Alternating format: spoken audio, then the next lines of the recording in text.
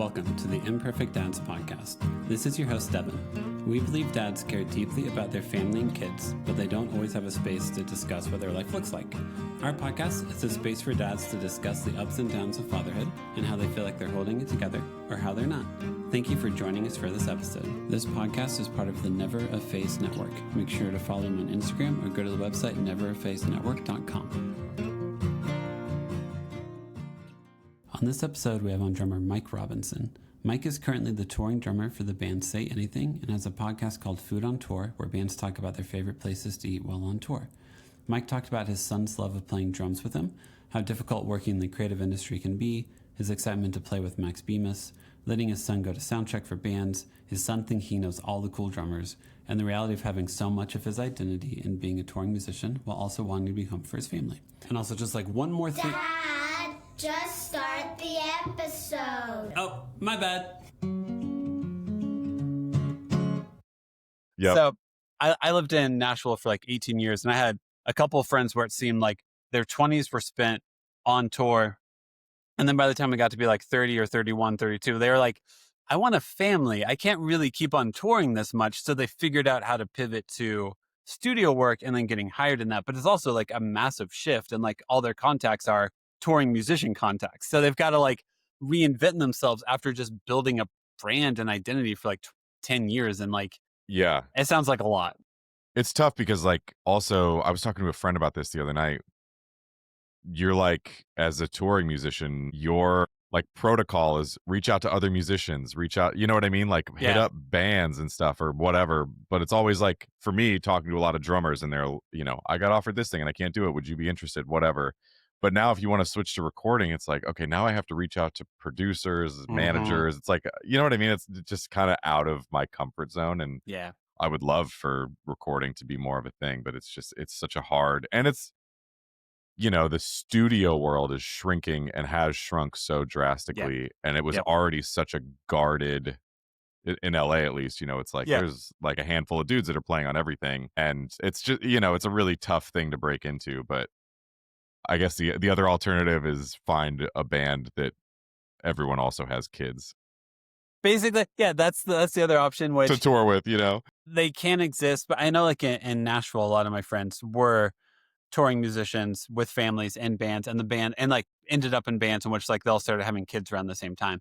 But yeah, man, if you're like the only one, then it's like you're sitting there being like, actually, like the entire Yeah. Can time. we not go out for 6 weeks, you know? How about like, I can do a really good Wednesday through Sunday. I'm really Yeah. good for that time. I But gotta much move to more Nashville than for that, that shit. apparently, yeah, the weekend warrior life or whatever you want to call it. I did a tour like that a couple years ago with an LA based band, and we were touring with a Nashville artist, and it was fucking awesome. Yeah. It was the best, dude. We were like, you know, the singer is one of my best friends, and he lives around the corner from me, and our kids Yeah. are friends. That's cool. So we would like leave together on Wednesday, come home on Sunday, and kids would get to hang out again, and then we'd go out. You know, we did that for like 2 or 3 months straight, Cool. pretty much. Yeah. And I was like, I get it, you know, I totally understand the appeal of that. Yeah, there's a band called the Wild Feathers. I know I've recorded with like Shooter Jennings, and I think recorded an album or two in LA. And like I think it's like 4 or 5 of them. They're all dads, and like they're just one of the guys' house. They'll like go do like they'll hang out there, and then whenever a song idea hits them, they'll go into the basement, try to demo a song real quick while the kids play and all the wives are upstairs hanging out. Then they go back upstairs, and I'm like, Amazing. that's cool. Also, I don't know from the wife's perspective how cool that is, Yeah. but you know the The theory Real of Housewives that. of Wild Feathers. Exactly. Yes. I don't know if that would get the ratings that they're hoping for. I don't know. That could be a good reality You show. never know. But yeah, no, I can't imagine what it's like to be like loving to play music. And if you've built your career identity as a touring musician, to then have people be My like, God. hey, by the way, I'm really good at studio stuff too. Like you hopefully find a producer or two that likes you and believes in you and you work well with that. Yeah, And that's it, yeah. I recently started working with this producer. His name's Adam Korbsmeyer. He's great, and he and I both grew up in Ohio, and like Okay. I think he grew up in Ohio. I know him through Ohio people, and we like reconnected after not talking for like years. You know, we had a bunch of mutual friends, and he just like randomly hit me up. He does all this like cool pop stuff, and he's really into like artist development. And he and I just like, it's exactly what you're saying. You find like one person that you work really well with, and it's like everything kind of falls into place and it becomes so much easier, you know? Like my recordings I've done with him are some of my favorite I've ever done in this room. And it's like, you know, he's also got a kid. And we're like, oh, well, maybe we should get the Yeah. kids together instead of Yeah. like making, you know what I mean? But yeah, it's like I've done stuff with some people where it's like communication is really hard doing the remote thing and it's a battle on both ends. Like there's, you know, it's just like really tough and aligning your schedules to be like, well, I'm going to be sending you references like throughout Yeah. the day. Like, can you check this? And then they're like, well, I'm in another session. It's just, Yeah. it's a battle, man. So I'm lucky to be able to do it in here. And I've done some stuff I'm really proud of out of this room and with my kid downstairs, like playing with my wife or whatever, which is awesome. But I would it's have just it's a crazy thing. I would have no idea how. So, like, to me, like, rhythm section is the spine of like every song. So, like, if you're a studio guitarist and you're working remotely, I feel like you could do like, all right, here's the guitar solo. I'm going to do 3 passes at it. Here's 3 different versions of the solo. Choose your favorite. I have no idea how the hell you do that with drums. Like, hey, here's the groove. Like, how do you give Dude, different versions of it take whenever like the song's usually built around what you're doing? yeah. Well, that guy Adam and I think part of the reason he's like, I'm a pretty neurotic person. Okay. He is very detail oriented Yeah. and like a very good communicator.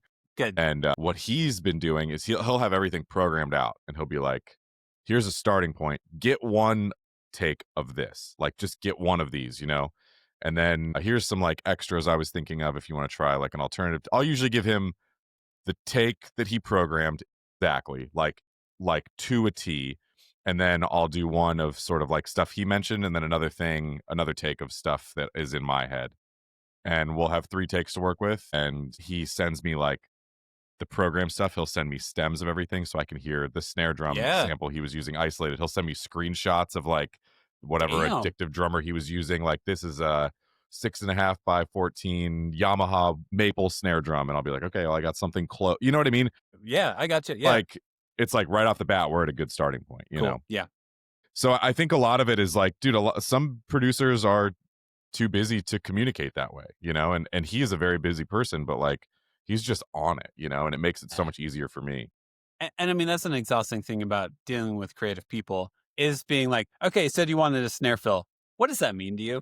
What's your Dude. definition of a snare fill? When you said finish it with some toms and some hi-hat or a cymbal crash, what, like, do you want a splashy cymbal? Do you want a thin cymbal? Like, I would rather you tell me this now so I can meet your needs, which also feels like a hell of a lot of parenting. It's like, hey, I know you're only like 5 or 6, but I'm here to actually help you.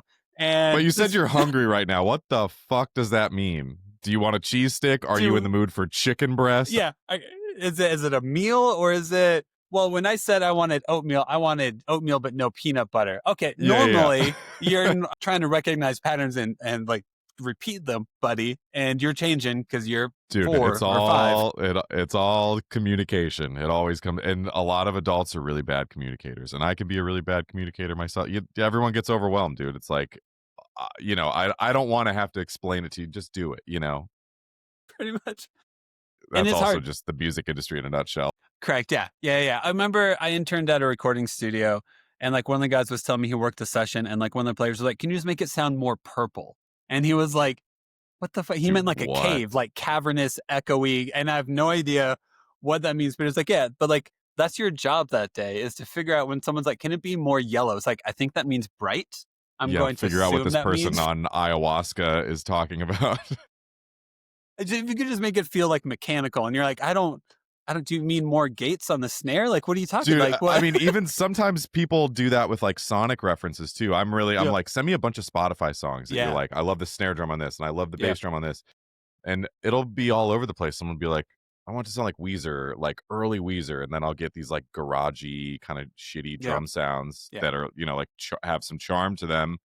And they'll be like, well, actually, I was thinking more like Third Eye Blind. I'm like, what? Like one of the greatest drum sounds ever. Like these are totally different things, you know? Yeah. Are you going for like, to someone be like, I want this to sound like Pinkerton. You're like, you want it to sound kind of messy and not very polished? We can do which is awesome. Like, I love that record. Yeah.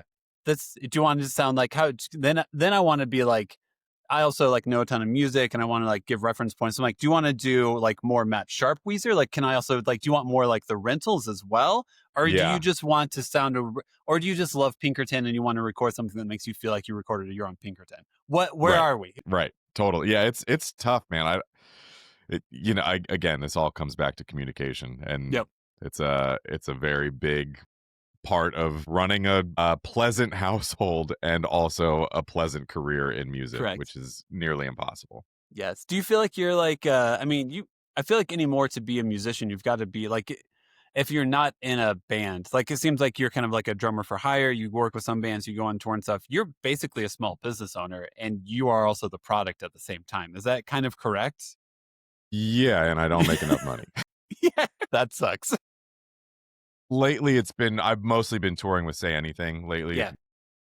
which is really special. Like they Yeah. were one of my favorite bands when I was a teenager. And so to be doing that is like, feels a little less like the hired gun thing. It feels more Cool. like a band thing. Yeah. It's like Say Anything really is Max, the singer. It's pretty much Max. And has been, but they very much treat it like a band, and touring with them, it feels totally different than like, all these, like you Yeah. said, small business owners coming together to make one thing for another business owner. Yeah. And you're also like, you're opening for Motion City Soundtrack also right now, right? Or you guys are co-headlining? It's a co-headline. Yeah. I think, I'm not Technically, exactly sure what the run of show is. I think we're playing last every night. I'm not sure.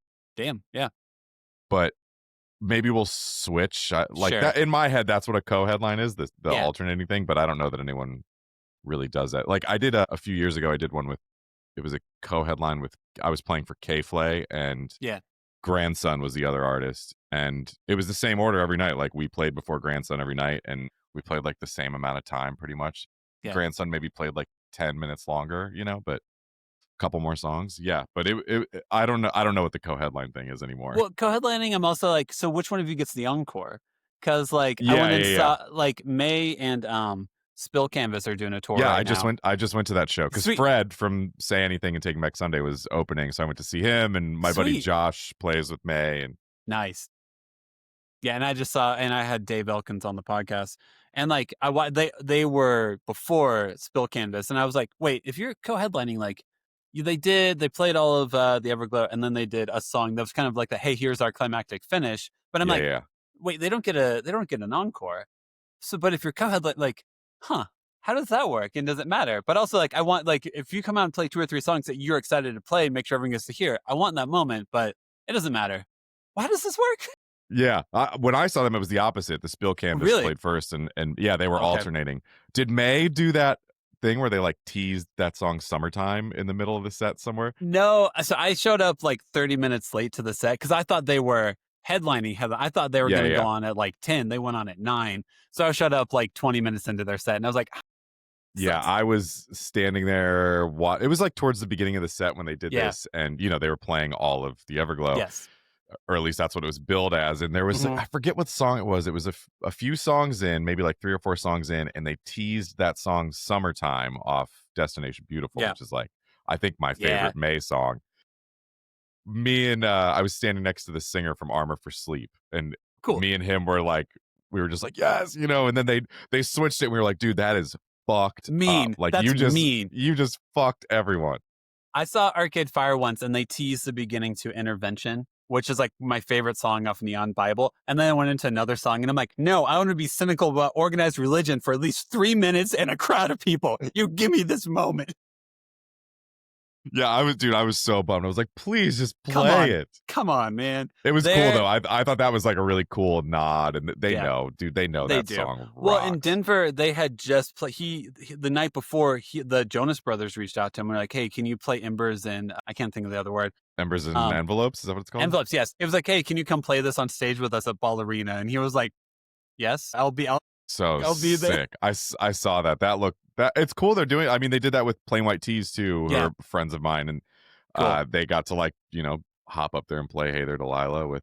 That's awesome. Like I know it's. I think that right now it's really cool that all these bands from that era there's like this resurgence, and it's like it's really scratching an itch for me, and like getting to be a part of that. Like I jumped into the Say Anything stuff in the midst of their like 20th anniversary tour of Is a Real Boy, which was like.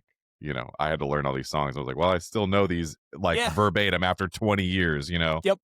It was cool. I could probably, if you hand me a guitar, I could probably play half of Is a Real Boy on guitar still. And That's it's like impressive because that like, shit is crazy. now I can't do some of the like Every Man Needs a Mall. I can't do like guitar solo, but there's still like some of it where I'm like, because he does a lot of weird hand formations to get some of those chords in. Dude, he plays. I mean, there's 3 guitar players on stage most of the time. Like Parker, stage right guitar, like also plays keys. But seeing the way that like those parts all come, they're all these kind of schizophrenic sounding things, and they come together as it's like one, just like such a cool thing, you know. There's a lot of mess. There's a lot of chaos, and I'm also like, how do you create that live? So there's my advertisement to go see them live, because dude, to actually create that live is really cool. Yeah, I mean, it's there's no tracks or anything. We are That's playing to. I programmed out a bunch of click tracks for most of the songs. Almost all the songs have click at least at the beginning for me to have a reference point, because some of those, I mean, there's so many tempo changes in that set that it's like, if it starts out way off, the tempo changes are going to be out the window. You know what I mean? So I at least have like a reference point, and some of the songs are like, you know, all the way through on click, but other than that, it's like everything is just 6 dudes on stage, you know. It's crazy. Just rocking out, having a good time. Yeah. That's awesome. How old is your son? And do you have one kid, or do you have more than one kid? I have one kid, Wally. He'll be 5 in December 9th. Cool. And he's going to spend his birthday at a Say Anything show in Tempe, Arizona. Cool. Nice. Because the plan right now is we're playing LA on December 7th. We have a day off on December 8th. And then the last day of the tour is December 9th in Arizona. So he and my wife, I think, are just going to hop on the bus and spend the last 3 days with us. And he like Say Anything. Like he loves that band. Yeah. I feel like I love trying to I also clearly grew up listening to like the emo pop punk stuff. And sometimes I'll like try to put it on for my kids, and I'm like, oh, lyrically, I don't know if I should introduce you to this world. That's a big thing. We have a pretty strong handshake agreement with our child that like, you can listen to any of this stuff, but the minute I hear you say any of this, like, it's gone, dude. You know, it's gone. And he goes to this preschool by us in South Pasadena, and like, it's a really wonderful community of people, and like the teachers are amazing, and they jump in to help us out a lot. Like, they'll watch him from time to time. And the other day we were playing Furnace Fest with Say Anything, and I get a text from his teacher who was babysitting him, and she was like, hey, Wally's like saying he wants to listen to Say Anything right now. Like, what song should I play him? And I was like, oh God, this is like my worst nightmare. This is different. Oh, and I was like, I was just like, you know, it's up to him, I guess. And so I didn't really follow up, but then I got home and I was like, hey, like, what did she do when she like heard the music? And he was like, she kind of went like this a lot and like raised his eyebrows up and like opened his eye.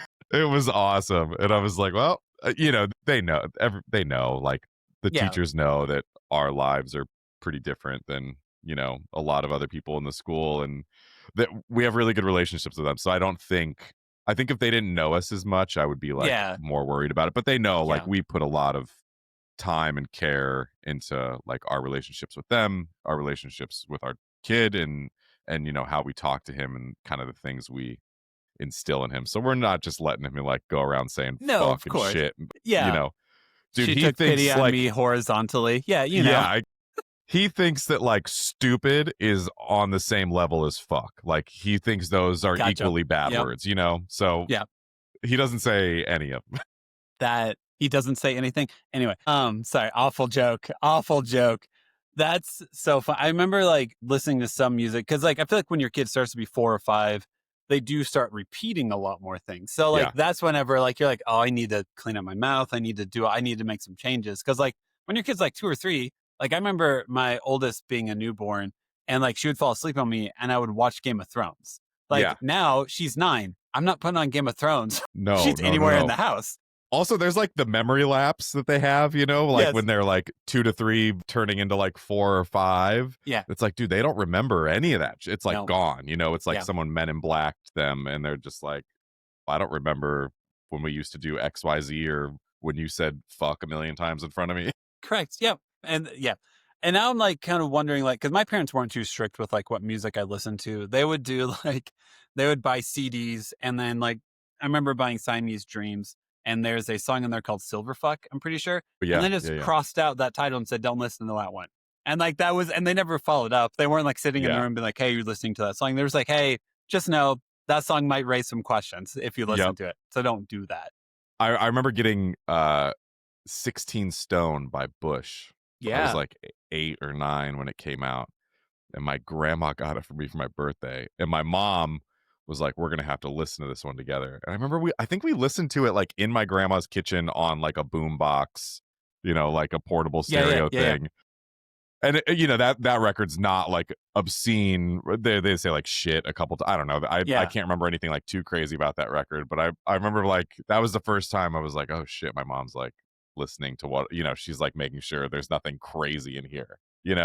Yeah. I'm the youngest of 3, so my brother and sister went through all that. So by the time they got to me, like everything was already established. Like my older brother would read Stephen King books and they would go through and like mark out all of like the sex scenes and stuff like that. Because he was very like, well, I want to read and this is a book I want to read. And they'd be like, well, we don't encourage you to read. So what's the compromise? What's the compromise we find here? And that's what they did. Dude, that's a lot of work on your parents' part too. That's like, well, they were probably already reading through it realistically because they also they also enjoyed Stephen King. So like, yeah, that's cool though. That's awesome. Yeah. Well, I mean, did you grow up in Ohio? You said. Yeah. I grew up in Akron. Yeah. Cool. I grew up in Southern Indiana. Oh yeah, nice. So, but I feel like the Midwest, family life. Man. That's right. And I feel like we probably grew up more in the time whenever like it was more like, oh, does this have a parental advisory sticker? Like all of that stuff was like, I need to protect my child from this, which I honestly can understand to some extent. But like the rallying against South Park and The Simpsons and my parents were always just like, well, maybe not South Park because it's way over the top. Maybe not Beavis and Butthead because it's way over the top. But like The Simpsons is fine. If you're a curse word every once in a while, you're fine. Like, okay. Dude, I love South Park, man. We just got my niece into it. I like went in on my sister on this. We like loved South Park when we were not too young. I was probably like 13 or 14, like watching South Park and had like, South Park posters in my room. And that was when everyone in school was like constantly quoting Cartman and all this stuff. Yep. And my sister and I would watch, we like loved it. And my niece, she must have been 16 at the time. She's 18 now, but I was like, dude, she would love this show. And I was texting my niece and she was like, yeah, my mom won't let me watch it. I texted my sister. I was like, what the fuck? Like we were watching this shit when you were younger than she is. So she was like, yeah, you're right. And she let her watch it. And now my niece is like hooked on South Park. All in. Yeah. It's awesome. That's ridiculous. Maybe I'm a bad uncle for like, but pushing that's that. Your point. That's your role as an uncle is to be like, hey, by the way, do you know you can probably get away with this with your mom, also aka like my sister? Dude, as a 16-year-old, like given what's going on in the world and the commentary that a show like South Park provides, like I know South Park is really dumb and on the nose and just really insane, but I also think it's like some of the most well done social commentary of our time. Like they put everything. They dumb it down in the best way, and it's still so clever. And it's just like, I think it's great. It's such a relief for me, Yeah. I'm like, oh my God, they're thinking the exact same shit I'm thinking. Well, that's why I always watch like all the monologues from all the late night people because I'm like, hey, this is all a little silly, right? And like, if I watch the real news, then I'm like, oh, now I'm tired and sad. And then I try to find like, well, maybe I should check another news source and see if it's as sad over there. And it is.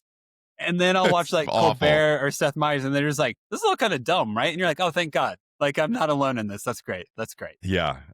South Park definitely like provides some relief for me. I think it's just so well done. Yeah. Well, I think the creator of Arrested Development had said, whenever like their 3rd season got canceled way back in the mid 2000s, like, oh, we were just trying to like hold a mirror up to the face of America and how ridiculous people can be and how like narcissistic and how like in their heads they can be. And what I learned was people don't like looking in the mirror. That's basically what I learned from doing this show. For sure. That's awesome. Oh man.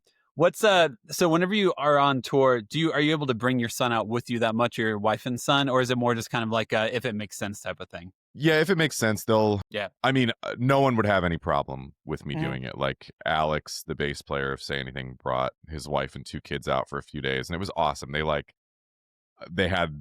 They turned the back lounge into like their little zone for the couple days, and like the couch on that bus in the back like folded out into like this big bed. So I have like a really cute picture of all of them, just like cool. It's like it was like a camp out, and everyone was happy to have, like, no one even batted an eye at it. It was just like totally fine. So I think if I could have them out anytime and no one would care, but it's my wife works full time. Okay. Yeah. So we'll usually try and plan out like a time when they can come out. But the last tour I did with Say Anything, she surprised me in San Antonio on Mhm. the last day of the tour. And I Yeah. like woke up on the bus to like a missed FaceTime notification. I called her back and they were like at the Alamo right down the street from the bus. And Seriously? so That's cool. dude, I was sick too. I was like deathly sick. I had like Yeah. cough drops lined up on my drum riser every show for like 2 weeks. And it was just like this ongoing sickness that wouldn't go away. And so I'm like, walking down the Alamo, like all crusty and coughing and like, oh, I'm so happy to see you guys. You But it probably was shouldn't awesome. touch me. Yeah, it was awesome. And like, Wally came on stage with me for the encore. Like he sat. Oh, that's cool. They were like, "You should bring like, is Wally gonna like sit on stage with the whole show?" And I was like, "There's no way he's gonna sit for like 75 minutes." Probably So not. we set up a little folding chair on my drum riser for him for the last song of that That's show, cool. and Did you have like it was headphones on him and everything to protect his ears and yeah, all yeah, that? yeah, Yeah. yeah. Now he's really into. He'll come up here with me and record with me sometimes. I'll set up a little chair for him, and he gets his own little mix of he Yeah. can like hear Dude, that's everything. cool. It's sick. So now he's getting a little spoiled, and he's like, "Well, I want to hear what you're hearing." So I'm thinking about getting him some like they make like kids like generic in-ears. Do they really? I didn't know Yeah, that. they're just earbuds, but like with a a little tip that like isolates a bit. So I'm thinking about getting Okay. him some of those before the tour, and like also putting the big Yeah. ear protection on him over Yeah. that, and like get him a mix. Like, Oh, that'd be cool. he would fucking flip out. I mean, because it's cool. I mean, my kids even like, so I have 3 kids. I have a 9-year-old daughter, 7-year-old daughter, and 4-year-old son. God And like damn. even I'm insane. That's okay. It's fine. And like even just putting like a microphone in GarageBand and pressing record and watching their faces as they get to see like the sound wave and stuff like that, and they lose Yeah. their mind, being like, "Oh man!" And then they're like, "Play it back, play it back, play it back, play it back," and like I can't imagine doing that with like a full mix and being like, "Hey, look, and if you turn this up, you can get more vocals. If you turn like the amount of experimentation you could do with that." Yeah. Would make me. I mean, it's still fun to me at like 38. So like 100%. Like here I am, like this is that's Yeah, why. right, He like completely cosplays like being on tour. Like really? yeah, all the time. His bedroom is a fucking mess, dude. It's like there's quote unquote cables all over the place, which are really just like strings or like bracelets he takes apart and like Yeah. puts them up underneath his hi-hats. He has a drum kit in his room, and like Cool. he's got all these like toy microphones. He's like, well, this one's my overhead, this is my talkback mic. Oh my I'm like, God, dude, the fact seriously? that you like remember what a like, because he asks so many questions. I mean, kids are insane. They notice these Yeah. things, and I'm like, I don't even notice that. And he's like, what's that microphone? And I have to explain, like, oh, that's a talkback mic, and we use it to talk to each other during the show or whatever. And he's Yeah. like, yeah, I have a talkback mic. I have I'm a like, I talkback bet mic. you do. Yeah. If the guy doing monitors says, "Hey, what do you need more of?" So I'm not screaming at him into the snare mic, Yeah. being like, "Hey, I need a little bit less toms."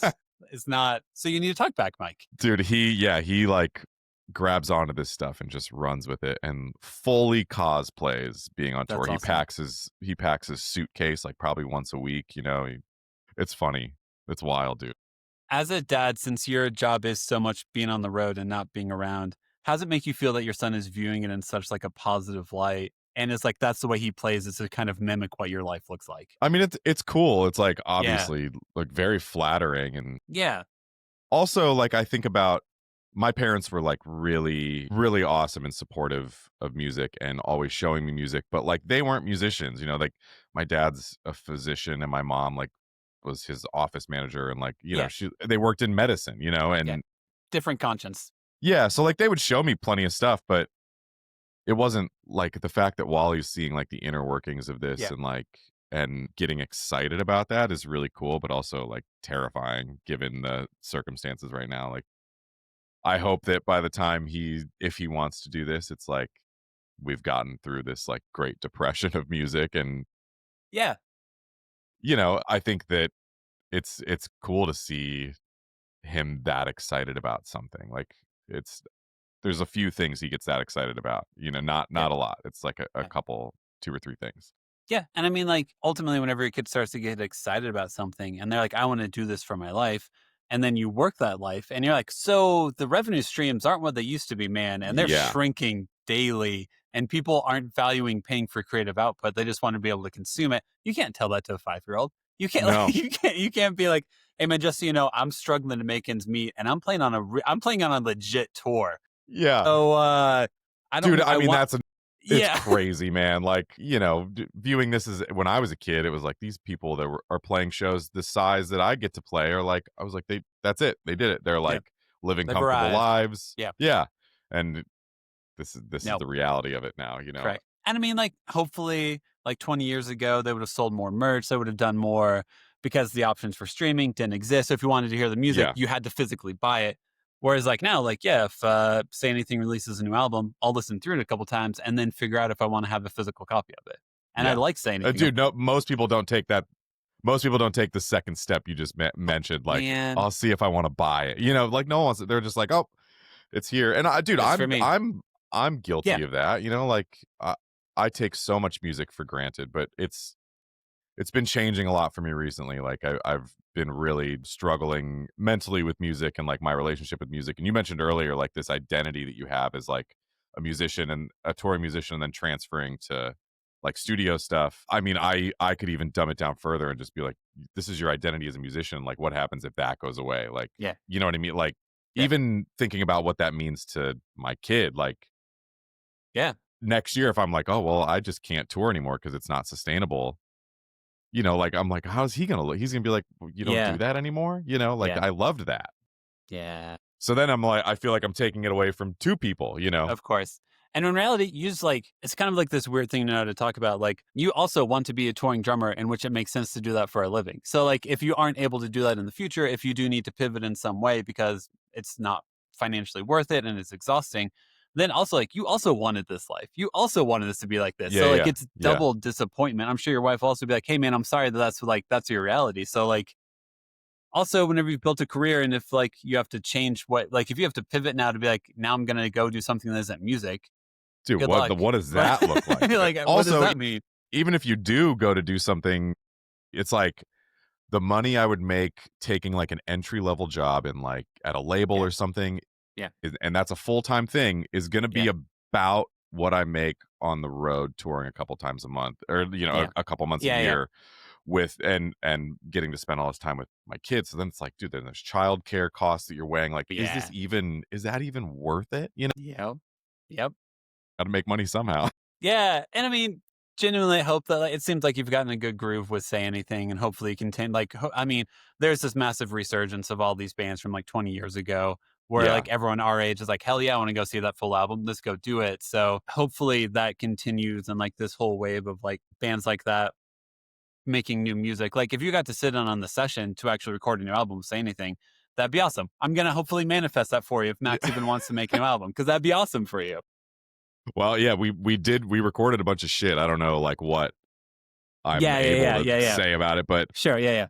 I recorded a lot of drums at home. Cool. That's awesome. We did a bunch of stuff remote. So, and Max is like such a insanely creative person. Yes. Working with him is really like all of those guys. It's been a reminder like, oh yeah, we like this is music, like this is art, and like it's okay to do some wild shit, like make some weird decisions. We're working in pop music there's a part of me that is really satisfied by doing the like, the sensible playing, the like keeping it simple and musical and, being there to support, but like playing some of this Say Anything stuff, I was like, oh yeah, like this is why I started doing this. Like it's because it can be fucking wild if you want to, Yeah. Yep. Versus like, I mean, I know we have the mutual friend of John Epcar. And like, he plays with like what Colby Calais and Gavin DeGraw. And like, it's just tasteful drum parts. I feel like is what he does the entire time. But it's not like this change up the time signature. This explode the song and destroy it and then rebuild it in 5 minutes. But also, I'm like, I mean, I could see that being nice. Just like, hey, I know what I'm going to play. I'm going to add some little flares here and there, and I'm going to have fun. And it's not maybe always the most challenging stuff, but it's going to be fun and I'm going to enjoy it. And it's going to pay my bills. I think it's a different discipline though too. Like that can be really fucking hard to do. Like also John, like someone like John is playing. He's like going out and playing with like Philharmonic orchestras and stuff. Casually on the weekends, the highest form of art in music. I think like that shit is crazy. You're on stage with however many fucking people and these like it's just, these showing up like the day before. I'm like, I'll sit in on this session. And they're like, I could never do that. It's a symphony, man. That's not a session. It's nuts, dude. It's crazy. He's people like him. I could never swing it. Yeah. I hate the reality of being a musician because I want there to be opportunities for you to be a drummer in which you can support your family.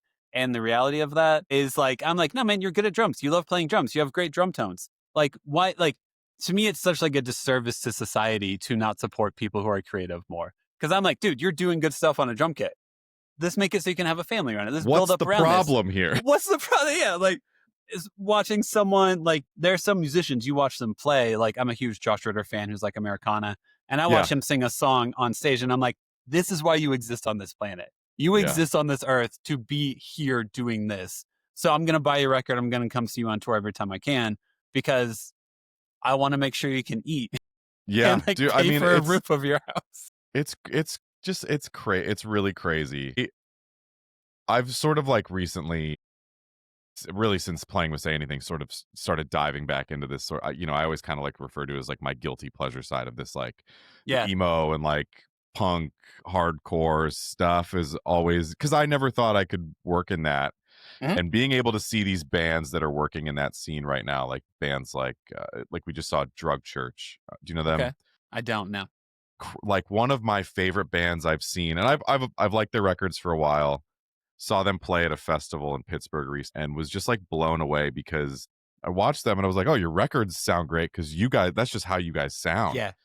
And they have like, they're sort of like hardcore adjacent. I would say like their shows are like very much that like small, mighty people just going fucking absolutely ape shit, know every word, stage diving every 3 seconds. And like, man, like the turnstiles of the world are really there's one turnstile of the world, isn't there? Like there's one band that was like a hardcore band that's like doing really well right now, and it's like it's like inspiring to see that because I look at bands like Drug Church or like we just toured with that band Angel Dust last year, another incredible band, and I'm like maybe there is hope for these bands like this, and that feels to me growing up in that scene like.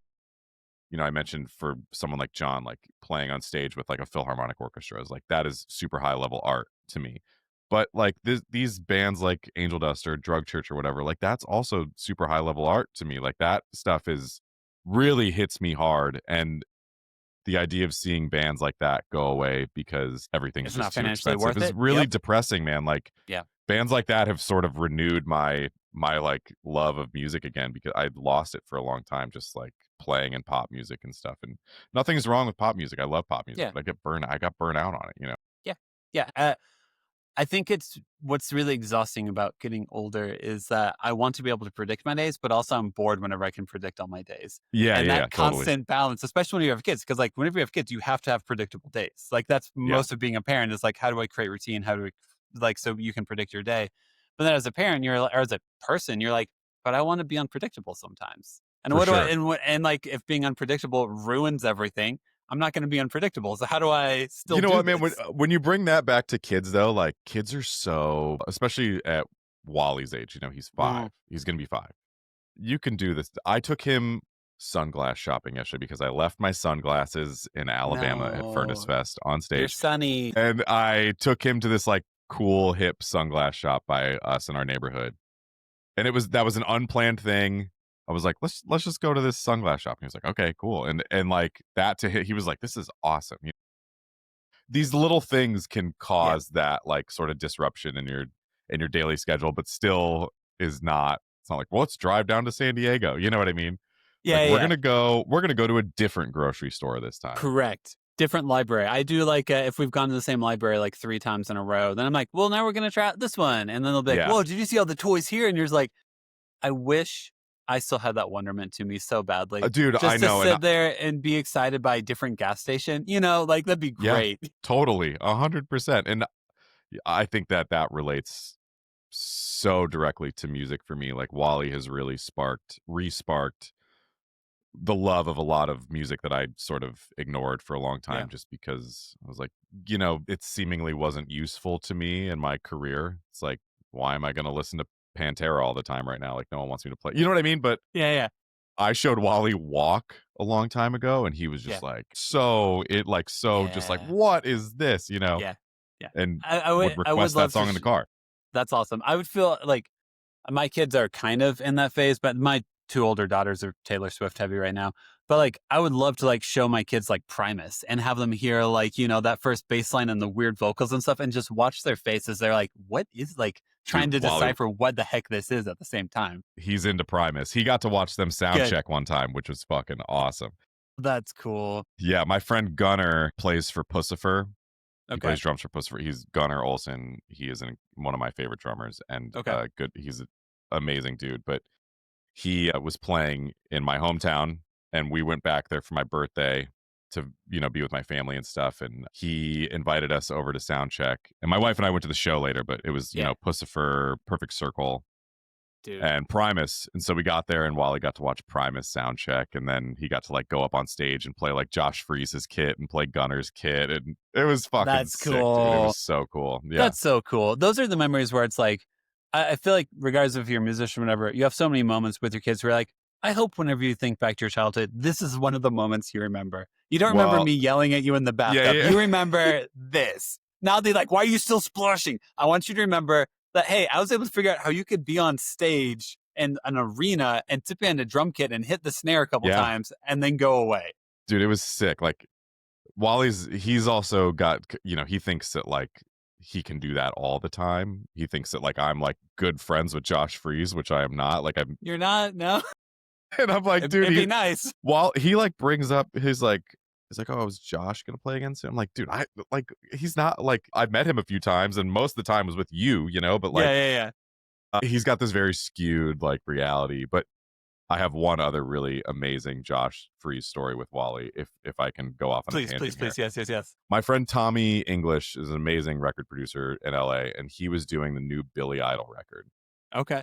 And Tommy loves Wally. Like he gave Wally like a fuzz pedal one day for his guitar. I'm like, dude, what the what hell? are we doing? What are we doing here? With that. Also, you're a drummer. You don't need a fuzz. I know. And Tommy's like very sweet to Wally. He's a dad and everything too. So he was doing the new Billy Idol record. He texted me one day and was like, hey, bring Wally to Sunset Sound after school one day. And I was like, well, okay, like I could do that. And he was like, yeah, bring him on Tuesday. Like I'm working on Billy Idol's record and Freese is playing drums, and you can come watch Freese like wrap up the record. He did the last 2 songs that day.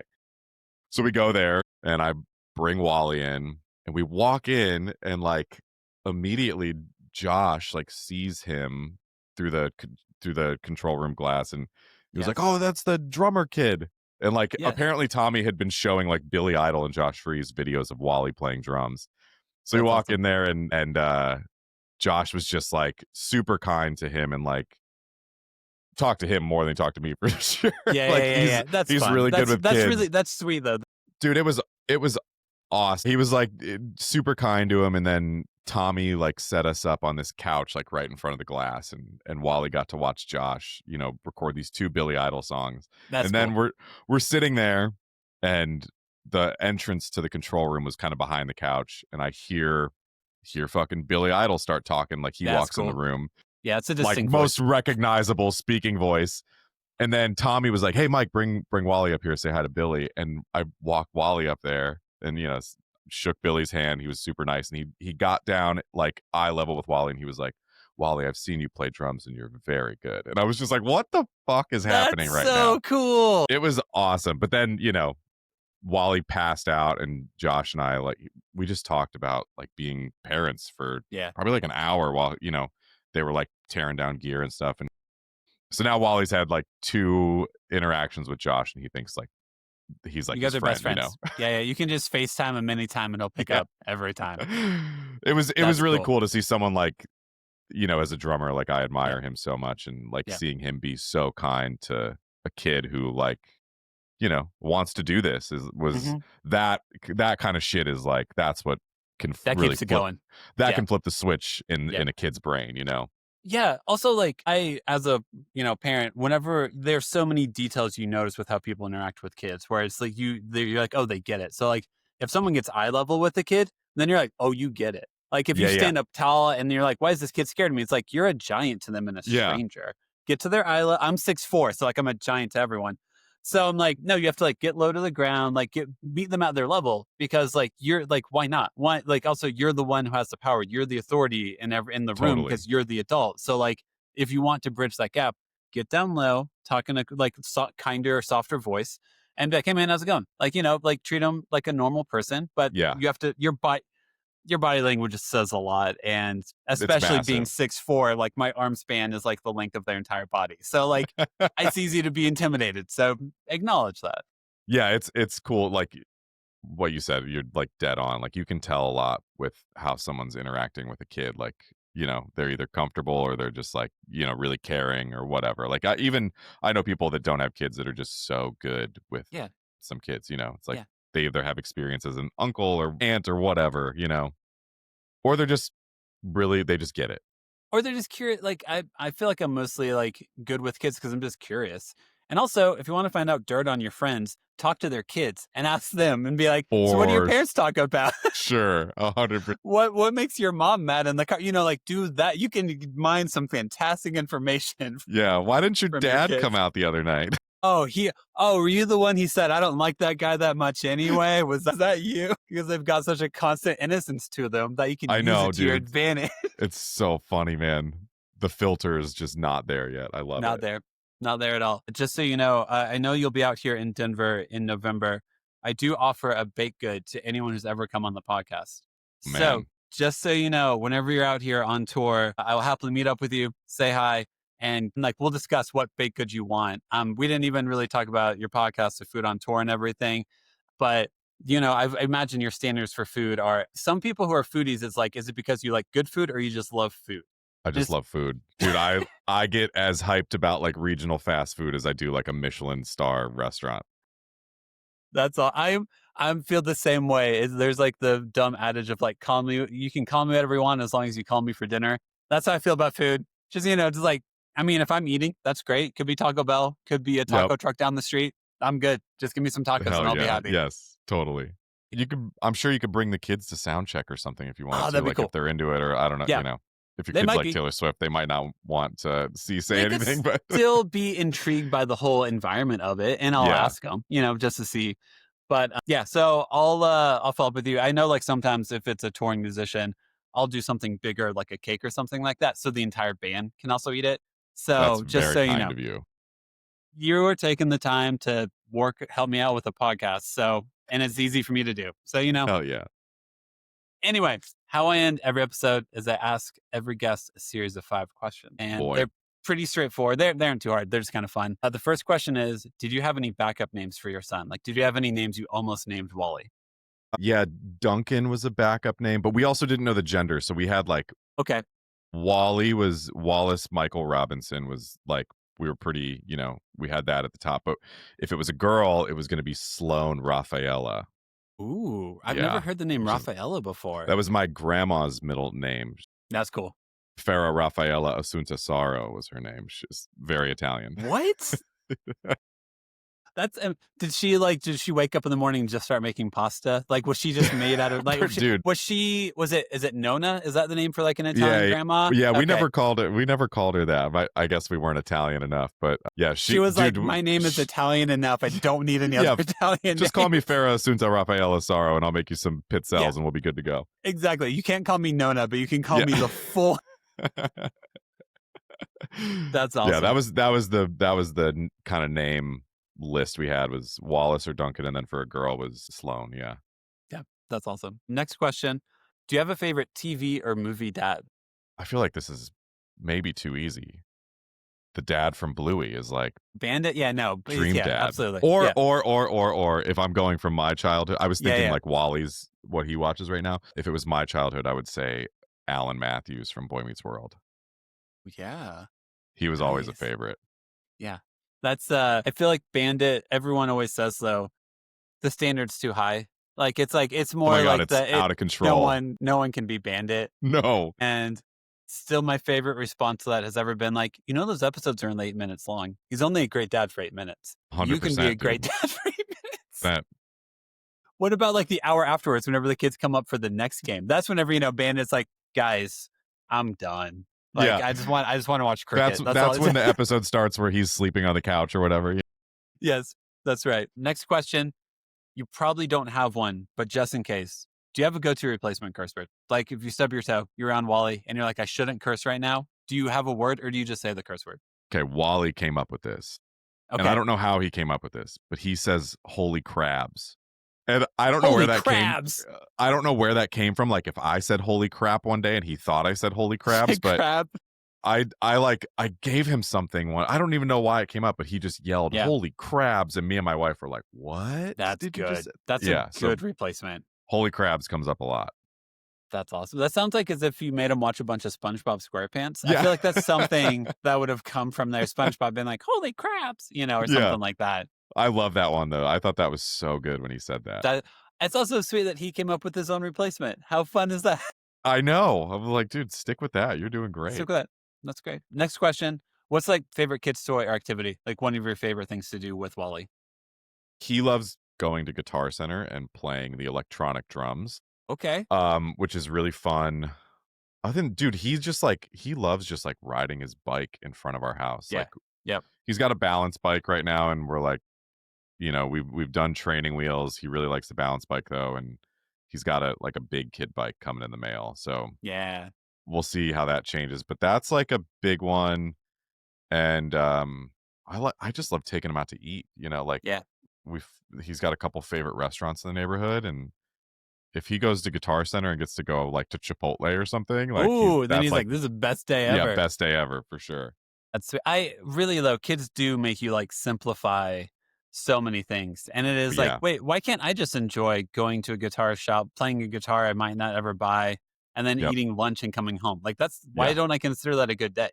Because that's a good day, dude. He has a fucking blast doing that.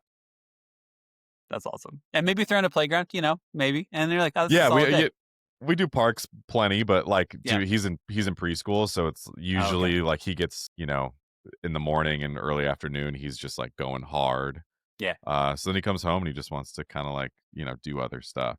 Yeah. Every now and then we'll do a park after school, but usually it's like on the weekends or something, Cool. That makes sense. And then last question.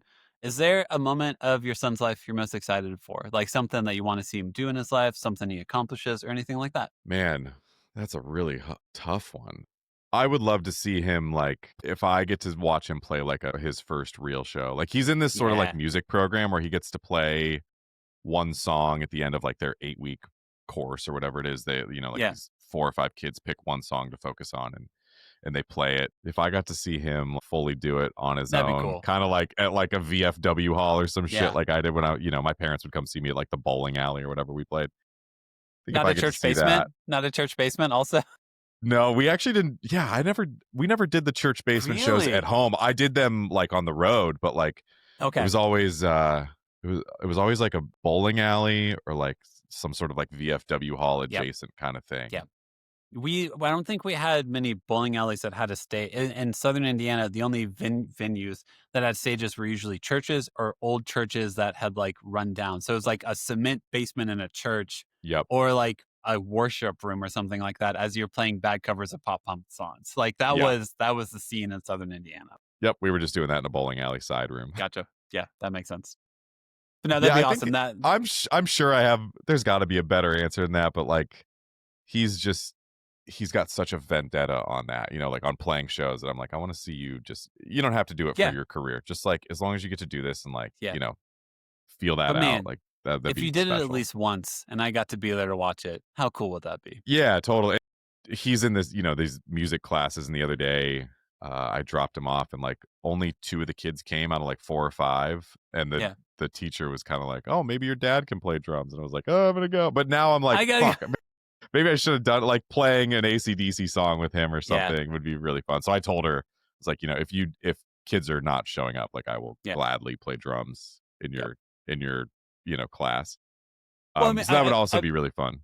I play guitar and mandolin and stuff. And like, if you're starting like, here, now play this in front of small kids, I'd be like, this is not why I normally play this instrument. So I don't, this is just a very, I have to like, do I know how to play the Itsy Bitsy Spider on guitar? Can I figure that out by ear? Like, do you guys want to hear a dashboard talk? No? Okay.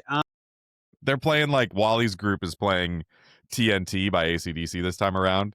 And That's I know awesome. I would be playing at like record tempo and be like, well, this is how fast it This is is. how And they'd fast be it's like, supposed we to got to go slow. Guys, their hands can barely reach on the Yeah, guitar. it's going to be like TNT, you know? Dynamite. The death march of AC/DC. Just, like, turn into some shoegaze. It's fine. That's what this song was really supposed to be. So that's ridiculous. Okay. I think that would be cool. That would be. And then last thing, just moment for self-promotion. I know you're on tour with Say Anything. And like, we didn't talk about your food podcast. If you wanted to promote that, anything like that, just moment for self-promotion, how to follow you, all that good stuff. Yeah, I mean, the food podcasting, I don't do it as much anymore, just time-wise, you know, Yeah. but I run an Instagram and like have a Substack and stuff where I put out like an interactive map that is all my favorite places on one Google map that you like click the link and it opens it up in your Google map and it's, you know, all this stuff. And that's at Food on Tour Pod on Instagram. And yeah, the Substack link is on there and stuff if you want the map. But yeah, that's like my passion project. I love doing that. I would love to turn that into a career and just, you know, just if I could make a bunch of money doing that and also just tour with Say Anything, I'd be pretty happy. You'd be like, this is cool. This is good. I hope that for you. I also know as someone who does a podcast and would love to make this a full-time thing that generates any revenue, completely understand it at the same time. Totally. It's wild. Yeah, man. Thank you for your time. Thanks for hanging out with Thanks me for having me. I appreciate it, man. Yeah, man. Appreciate it a ton and enjoy the rest of your day. I'll see you in Denver. That's right, man. Appreciate it. Thanks, Mike. All right. See you, man. All right. Bye.